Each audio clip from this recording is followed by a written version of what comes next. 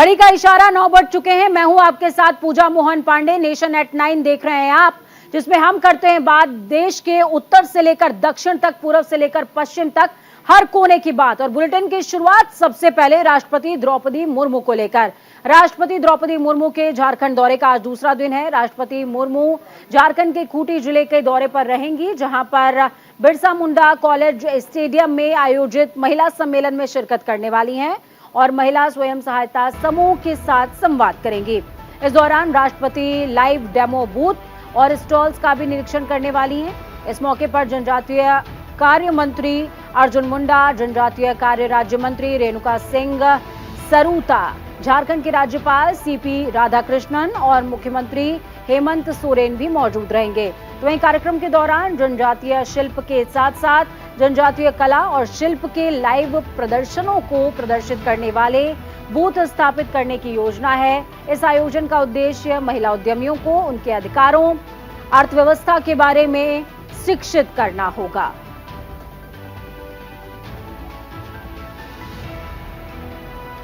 अगली खबर प्रधानमंत्री नरेंद्र मोदी को लेकर, जहां आज प्रधानमंत्री नरेंद्र मोदी अपनी 3 देशों की यात्रा के बाद भारत वापस लौटे। उनका विमान सुबह 5:10 के आसपास दिल्ली के पालम एयरपोर्ट पर पहुंचा। प्रधानमंत्री के स्वागत के लिए कई बीजेपी कार्यकर्ता रात भर पालम एयरपोर्ट के बाहर ही खड़े रहे। बीजेपी की दिल्ली प्रदेश यूनिट ने पीएम के स्वागत में रात भर एयरपोर्ट के बाहर ही जश्न मनाया। तो वहीं पार्टी अध्यक्ष जेपी नड्डा खुद पीएम के स्वागत के लिए पालम एयरपोर्ट पहुंचे हुए थे। आपको बता दें कि पीएम मोदी 3 देशों की आधिकारिक यात्रा करके भारत वापस लौटे हैं। PM Japan, Papua New Guinea और ऑस्ट्रेलिया के दौरे पर गए हुए थे। पीएम ने बीते 6 दिनों में इन 3 देशों में कई बैठकें की। एयरपोर्ट पर पीएम मोदी के स्वागत समारोह की अगवानी के दौरान जेपी नड्डा ने कहा, पीएम ने दुनिया में भारत का मान बढ़ाया है।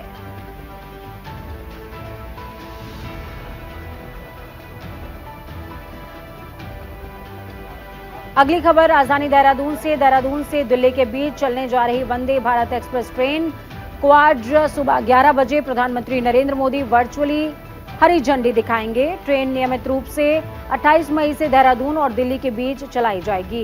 इससे पहले मंगलवार को दिल्ली और देहरादून के बीच ट्रेन का ट्रायल किया गया था, जो कि सफल रहा। ये ट्रेन बुधवार को छोड़कर सप्ताह में 6 दिन सुबह 7 बजे चलेगी। तो वहीं संयुक्त निदेशक रेलवे बोर्ड ने बताया कि देहरादून और दिल्ली के बीच ट्रेन के केवल 5 स्टॉपेज होने वाले हैं। इसमें हरिद्वार, रुड़की, सहारनपुर, मुजफ्फरनगर और मेरठ शामिल है। ट्रेन की अधिकतम रफ्तार 110 किलोमीटर प्रति घंटा होगी। तो वहीं औसतन रफ्तार 63.41 किलोमीटर प्रति घंटा तय की गई है। आपको बता दें कि उत्तराखंड में शुरू होने वाला ये पहला वंदे भारत ट्रेन है, जो कि आज लोकार्पित की जाएगी। जनसभा को भी संबोधित किया जाएगा। तो वहीं इससे पहले बीजेपी के प्रदेश अध्यक्ष सीपी जोशी ने पार्टी के अन्य पदाधिकारियों के साथ सभा स्थल का भूमि पूजन किया है।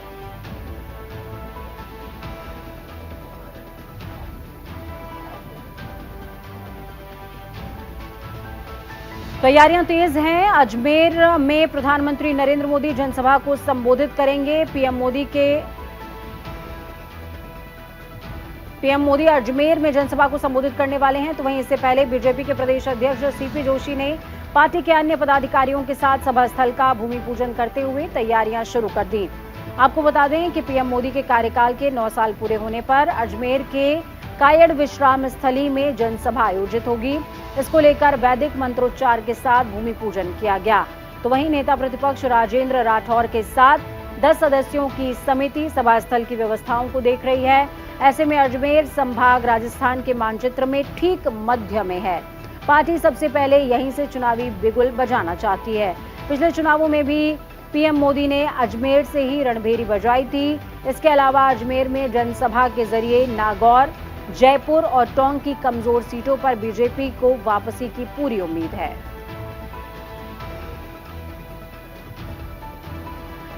खबर दिल्ली से, जहां प्रधानमंत्री नरेंद्र मोदी रविवार 28 मई को नए संसद भवन का उद्घाटन करेंगे। हालांकि इससे लेकर सत्ताधारी बीजेपी और विपक्षी दलों के बीच में महासंग्राम छिड़ा हुआ है। एक ओर जहां कांग्रेस सहित 20 विपक्षी नए संसद भवन का उद्घाटन राष्ट्रपति द्रौपदी मुर्मू के हाथों कराने की मांग करते हुए इस समारोह के बहिष्कार का ऐलान करते नजर आए हैं। तो वहीं 14 दलों ने विपक्ष के रुख की आलोचना करते हुए इसे देश के लोकतांत्रिक लोकाचार और संवैधानिक मूल्यों का घोर अपमान करार दिया है। विपक्ष के 19 दलों ने नए संसद भवन के उद्घाटन समारोह का बहिष्कार करने का ऐलान करते हुए एक संयुक्त बयान जारी कर आरोप लगाया कि राष्ट्रपति मुर्मू को पूरी तरीके से दरकिनार करते हुए नए संसद भवन का उद्घाटन करने का प्रधानमंत्री मोदी का ये निर्णय न केवल राष्ट्रपति का घोर अपमान है, बल्कि हमारे लोकतंत्र पर सीधा हमला है। बात असम की करेंगे। केंद्रीय गृह मंत्री अमित शाह आज असम दौरे पर रहेंगे। इस दौरान अमित शाह गुवाहाटी में 2 महत्वपूर्ण सरकारी कार्यक्रमों में शामिल होंगे। जानकारी के मुताबिक असम सरकार 1 लाख सरकारी नौकरी देने के अपने वादे को पूरा करने के लिए आज लगभग 45,000 सफल उम्मीदवारों को नियुक्ति पत्र वितरित करेगी। बयान में कहा गया कि केंद्रीय गृह मंत्री गुवाहाटी के खानापारा में वेटनरी कॉलेज खेल मैदान में आयोजित होने वाले एक कार्यक्रम में औपचारिक रूप से नियुक्ति पत्र वितरित करेंगे। तो वहीं सीएम हेमंत बिस्वा शर्मा ने कहा, गुवाहाटी में कार्यक्रम के दौरान केंद्रीय गृह मंत्री नेशनल फॉरेंसिक साइंस यूनिवर्सिटी की आधारशिला भी रखेंगे। दिल्ली में अधिकारियों के ट्रांसफर और पोस्टिंग को लेकर केंद्र और दिल्ली सरकार में ठन गई है। मुख्यमंत्री अरविंद केजरीवाल केंद्र के अध्यादेश के खिलाफ विपक्षी दलों के नेताओं से मुलाकात करके समर्थन मांग रहे हैं। आज सीएम केजरीवाल राष्ट्रवादी कांग्रेस पार्टी सुप्रीमो शरद पवार से मुलाकात करेंगे। केजरीवाल के साथ पंजाब के सीएम भगवंत मान, आम आदमी पार्टी सांसद संजय सिंह, राघव चड्ढा और दिल्ली के मंत्री आतिशी भी मौजूद रहने वाली हैं। कल सीएम केजरीवाल ने शिवसेना यूबीटी अध्यक्ष उद्धव ठाकरे से मुलाकात की थी। इससे पहले पश्चिम बंगाल की सीएम ममता बनर्जी ने केजरीवाल को अपना समर्थन दिया। आपको बता दें, अरविंद केजरीवाल राष्ट्रीय राजधानी में नौकरशाहों के तबादलों और नियुक्तियों पर केंद्र सरकार की ओर से लाए गए अध्यादेश के खिलाफ विपक्षी दलों के समर्थन लेने के लिए देशव्यापी दौरे पर हैं।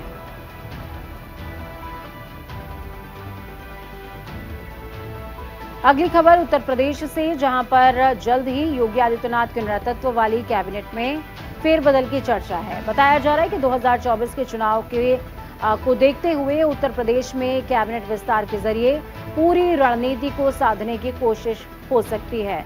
इसके लिए कई नए मंत्री कैबिनेट में शामिल किए जा सकते हैं। उत्तर प्रदेश में मौजूदा वक्त में मुख्यमंत्री योगी आदित्यनाथ, 2 उप मुख्यमंत्रियों केशव प्रसाद मौर्य और ब्रजेश पाठक समेत कुल 52 मंत्री हैं। विधानसभा की सीट के अनुसार उत्तर प्रदेश में कुल 60 मंत्री बन सकते हैं। मतलब ये कि अभी कैबिनेट में 8 पद खाली हैं। लिहाजा कैबिनेट विस्तार में इन 8 पदों को भरा जा सकता है। तो वहीं सूत्रों की माने तो यूपी में कैबिनेट का विस्तार जल्द ही किया जा सकता है। बताते चलें कि योगी सरकार 2.0 का यह पहला कैबिनेट विस्तार हो सकता है। सूत्रों का कहना है कि मंत्रिमंडल से कई चेहरों की छुट्टी भी हो सकती है। खराब परफॉर्मेंस वाले मंत्रियों को बाहर का रास्ता दिखाया जा सकता है। उनकी जगह पर कुछ नए चेहरों को तरजीह दी जा सकती है। उत्तर प्रदेश की बात करेंगे, जहां पर सीएम योगी आदित्यनाथ आज सहारनपुर का दौरा करेंगे। इस दौरान सीएम योगी 50.43 एकड़ जमीन में 92.04 करोड़ रुपए की लागत से निर्माणाधीन मां शाकंभरी देवी स्टेट यूनिवर्सिटी का निरीक्षण करेंगे। यूनिवर्सिटी के पास ही हेलीपैड बनाया गया है। वो लखनऊ से राजकीय प्लेन के जरिए सरसावा एयरपोर्ट पर उतरेंगे। उसके बाद हेलीकॉप्टर से यूनिवर्सिटी में पहुंचेंगे। सहारनपुर से मुजफ्फरनगर के गांव तुलसीपुर में गोरखनाथ मंदिर जाएंगे। पहले चरण का निर्माण जून 2023 तक पूरा होना है। आपको बता दें कि विश्वविद्यालय स्थापना की अधिसूचना 7 मार्च 2019 को, जबकि इसका नाम मां शाकंभरी विश्वविद्यालय करने की अधिसूचना 3 अगस्त 2021 को जारी हुई थी। सीएम इससे पहले भी यूनिवर्सिटी का निरीक्षण कर चुके हैं। खबर में बात राजस्थान की होगी। राजस्थान में इस साल के अंत में विधानसभा के चुनाव होने हैं। गहलोत सरकार ने फिर से वापसी के लिए पूरी तरीके से कमर कस ली है। 26 मई को दिल्ली में आगामी विधानसभा चुनावों को लेकर कांग्रेस की एक बड़ी बैठक। ये बैठक राज्यों के आगामी विधानसभा चुनावों में कांग्रेस की रणनीति को लेकर होने वाली है। दिल्ली में होने वाली इस बैठक के बारे में सीएम अशोक गहलोत ने कहा कि पार्टी के बाकी बड़े नेताओं के साथ अध्यक्ष मल्लिकार्जुन खड़गे भी मौजूद रहेंगे। उन्होंने कहा, हमारी पार्टी में अनुशासन चलता है, हमारी पार्टी अनुशासित पार्टी है। जो राष्ट्रीय अध्यक्ष खड़गे कहेंगे वही सब मानेंगे। साथ ही सीएम गहलोत ने कर्नाटक चुनावों का उदाहरण देते हुए कहा कि हमारे पास तो चंदा आता नहीं है, चंदे पर रोक लगा रखी है। कोई चंदा दे तो उसके खिलाफ ईडी, सीबीआई लगा देते हैं।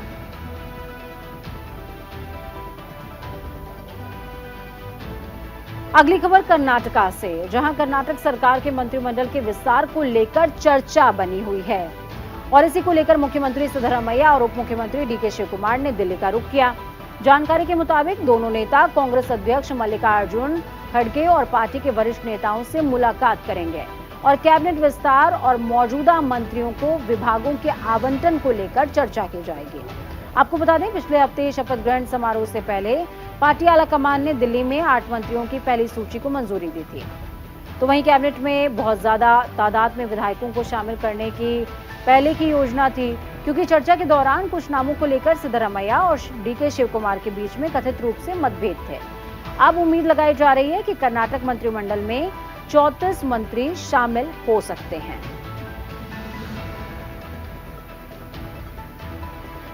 कर्नाटक, जहां पर नई सरकार के गठन को अभी 1 हफ्ते का समय बीता है और पुलिस के भगवाकरण को लेकर मुख्यमंत्री सिद्धरामैया ने सख्त तेवर दिखाए। सिद्धरामैया ने इस मामले पर पुलिस अधिकारियों को खूब सुनाया, खूब क्लास लगाई। मुख्यमंत्री ने सभी वरिष्ठ पुलिस अधिकारियों को भगवाकरण और नैतिक पुलिसिंग न करने के निर्देश दिए हैं। तो वहीं डिप्टी सीएम डीके शिवकुमार ने कहा कि पूर्व मुख्यमंत्री ने भगवाकरण और नैतिक पुलिसिंग को शुरू करने की बात कही थी। हम किसी को भी कानून अपने हाथ में नहीं लेने देंगे, चाहे फिर वो कांग्रेस ही क्यों ना हो। साथ ही उन्होंने कहा कि 2 से 4 जगहों पर कुछ पुलिस अधिकारियों का अपना एजेंडा चलाया गया। उन पुलिसकर्मियों ने अपनी वर्दी उतारी और राजनीतिक पोशाक पहनकर तस्वीरें डाली। इसकी अनुमति संविधान नहीं देता है। अब बात नॉर्थ ईस्ट की करते हैं, जहां पर नॉर्थ ईस्ट के 2 राज्य असम और मेघालय के बीच सीमा विवाद को हल करने को लेकर दोनों ही राज्यों के मुख्यमंत्रियों ने असम की राजधानी गुवाहाटी में बैठक की। बैठक के बाद दोनों राज्यों के मुख्यमंत्रियों ने साझा बयान जारी किया। असम के मुख्यमंत्री हेमंत बिस्वा शर्मा ने कहा, हमने विवाद के 6 क्षेत्रों को सुलझा लिया है। क्षेत्रीय समितियों ने इन 6 क्षेत्रों का दौरा किया। जून के महीने में हम विश्वास बहाली के उपायों के लिए कार्बी, आंगलोंग और अन्य क्षेत्रों का दौरा करेंगे। तो वहीं मेघालय के मुख्यमंत्री कोनार्ड संगमा ने कहा कि हमारी एक बहुत ही महत्वपूर्ण बैठक हुई। बाकी बचे हुए 6 क्षेत्रों के लिए समाधान निकालने की ये शुरुआत है। हमने क्षेत्रीय समितियों को इसका अध्ययन करने को कहा है। हम जल्द ही कोई समाधान निकालने की उम्मीद भी करते हैं। अब बात करते हैं छत्तीसगढ़ की, जहां पर नई संसद भवन के उद्घाटन पर छत्तीसगढ़ के मुख्यमंत्री भूपेश बघेल ने बयान दिया। कहा, संसद भवन ब्रिटिश कार्यकाल के पहले बना था और राष्ट्रपति भवन ब्रिटिश काल में बना हुआ है, तो उसका उद्घाटन इंदिरा गांधी कैसे करती। उसके एक हिस्से का कोई उद्घाटन करे तो अलग बात है, लेकिन पूरे संसद का उद्घाटन करना अलग बात है। छत्तीसगढ़ के शराब घोटाले को लेकर ईडी ने 121 करोड़ की प्रॉपर्टी अटैच की है, जिस पर सीएम भूपेश बघेल ने कहा, पहली बार ईडी ने किसकी कितनी संपत्ति है, ये पहली बार ब्यौरा दिया है।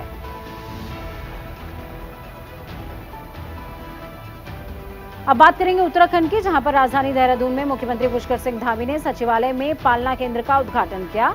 इस मौके पर मुख्यमंत्री धामी के साथ अपर मुख्य सचिव राधा रतूड़ी मौजूद रहे।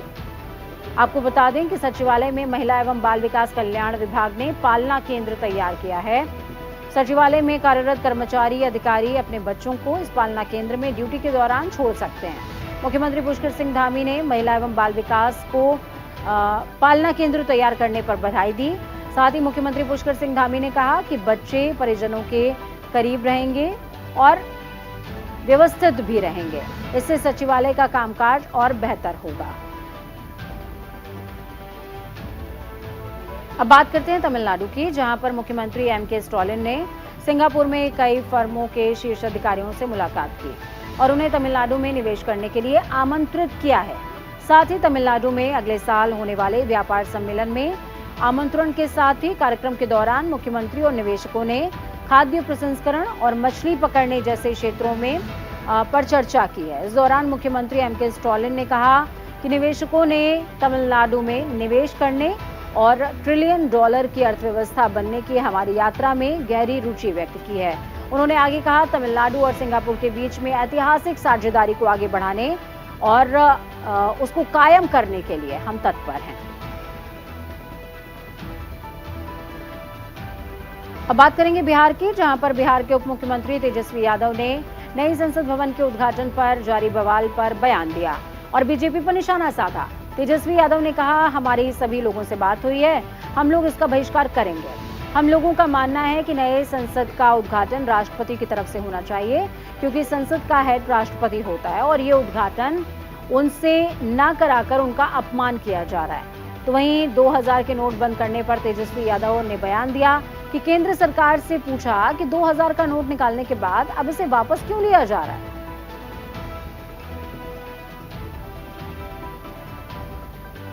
बात उत्तर प्रदेश की करेंगे, जहां पर योगी आदित्यनाथ प्रदेश के किसानों को बड़ा तोहफा देते नजर आएंगे। मुख्यमंत्री योगी आदित्यनाथ ने प्रधानमंत्री किसान सम्मान निधि योजना के तहत वृहद संतृप्तिकरण अभियान का शुभारंभ किया है। इस दौरान मुख्यमंत्री योगी ने कहा कि यह अभियान 10 जून तक चलेगा। इसके बाद कोई किसान ये नहीं कहेगा कि पात्र होने के बाद उसका सम्मान निधि नहीं मिली। तकनीकी भ्रष्टाचार पर प्रहार करती है ये योजना, साथ ही पात्रों को भी किस तरह लाभ पहुंचाती है, ये कार्यक्रम उसका उदाहरण बनेगा।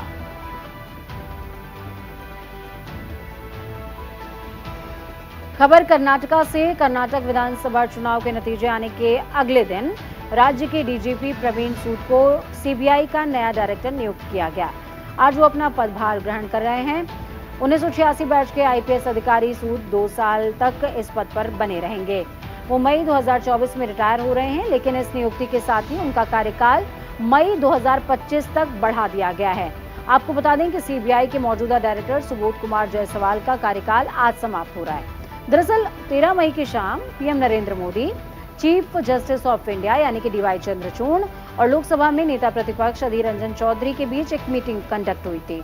मीटिंग में सीबीआई डायरेक्टर के पद के लिए 3 आईपीएस अधिकारियों का चयन किया गया था।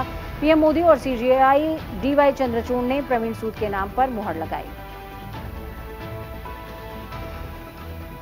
अब बात करते हैं केरला की, जहां मंदिरों का संचालन करने वाले त्रावणकोर देवासम बोर्ड ने आरएसएस के खिलाफ एक सर्कुलर जारी कर दिया है। आदेश के तहत अब मंदिर परिसर में आरएसएस सामूहिक अभ्यास और अन्य गतिविधियां नहीं चला सकता। सर्कुलर में यह भी कहा गया कि आदेश का सख्ती से पालन न करने पर उसके खिलाफ कार्रवाई भी की जाएगी। जानकारी के मुताबिक टीडीबी बोर्ड 1200 से ज्यादा मंदिरों का प्रबंधन करता है। टीडीबी बोर्ड ने सबसे पहले 30 मार्च 2021 को एक आदेश जारी किया था। मंदिर परिसर का उपयोग अनुष्ठानों और त्योहारों के अलावा किसी दूसरे उद्देश्य के लिए नहीं किया जाना चाहिए। तो वहीं टीडीबी बोर्ड के अध्यक्ष ने कहा कि आरएसएस की शाखाएं कई मंदिरों में चल रही थी। यही वजह है कि ऐसा सर्कुलर हमें जारी करना पड़ा। मंदिर श्रद्धालुओं के लिए होते हैं और श्रद्धालुओं को कोई असुविधा नहीं होनी चाहिए। गैंगस्टर लॉरेंस बिश्नोई को देर रात करीबन 2 बजे अहमदाबाद की साबरमती सेंट्रल जेल से दिल्ली लाया गया। ड्रग्स की सीमा पार तस्करी के एक मामले के सिलसिले में बिश्नोई को गुजरात आतंकवाद रोधी दस्ते द्वारा गुजरात ले जाया गया था। लॉरेंस बिश्नोई को दिल्ली के तिहाड़ जेल में रखा जाएगा। आपको बता दें कि आज दिन में दिल्ली पुलिस की क्राइम ब्रांच यूनिट दिल्ली से जुड़े एक केस में लॉरेंस बिश्नोई को रिमांड पर लेगी। बीते कुछ समय से लॉरेंस बिश्नोई गुजरात के अहमदाबाद जेल में बंद चल रहा था। गुजरात पुलिस उसे कस्टडी पर लेकर गई थी। इसके पहले एनआईए पंजाब पुलिस की कस्टडी में भी लॉरेंस बिश्नोई कुछ समय तक रहा था। बिश्नोई का गैंग अब दिल्ली, पंजाब, यूपी, झारखंड, राजस्थान तक में फैल चुका है। फिलहाल लॉरेंस बिश्नोई जेल से, जबकि कनाडा से गोल्डी बराड़ अपने गैंग को ऑपरेट करते हैं। इसके अलावा अमेरिका से लॉरेंस बिश्नोई का भाई अनमोल बिश्नोई और अजरबैजान से लॉरेंस का भांजा सचिन बिश्नोई गैंग को ऑपरेट कर रहे हैं।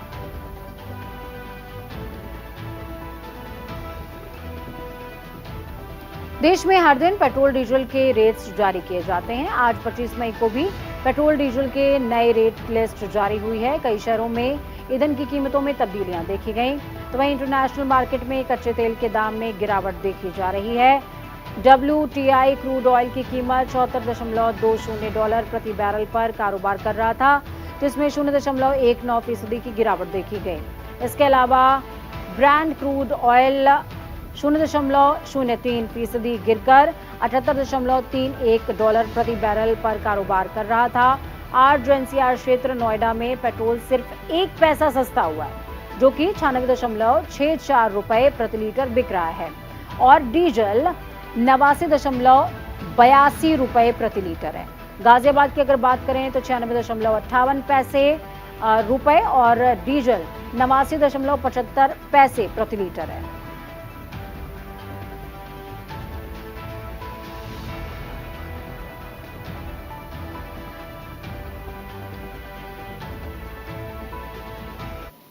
इस बीच आपको बड़ी खबर अहम जानकारी दे रहे हैं। लखनऊ से बड़ी खबर सामने आ रही है।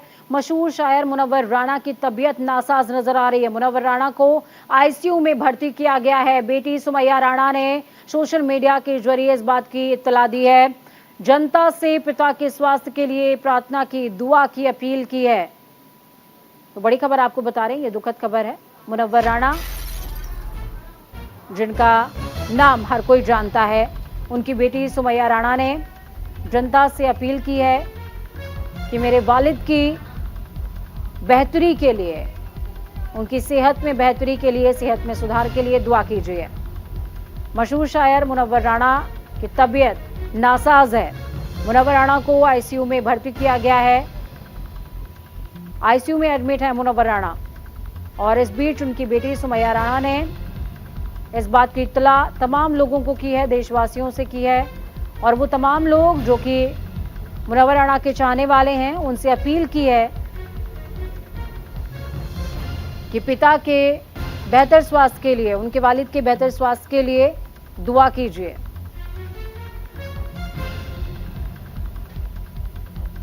तो सुमैया राणा का नाम भी आपके जहन में होगा, जिस तरीके से उत्तर प्रदेश की सियासत में सुमैया राणा का नाम सामने आया था। लेकिन इस बीच बड़ी और दुखद खबर यही कि मुनव्वर राणा की तबीयत नासाज है और वो आईसीयू में फिलहाल भर्ती हैं। उनकी बेटी सुमैया राणा ने इस बात की जानकारी दी है कि उनके वालिद की तबीयत नासाज चल रही है और आप दुआ कीजिए। वक्त छोटे से ब्रेक के उस पार खबरों का सफर लगातार जारी रहेगा। बने रहिए न्यूज इंडिया के साथ, क्योंकि हम हैं राष्ट्र की आवाज।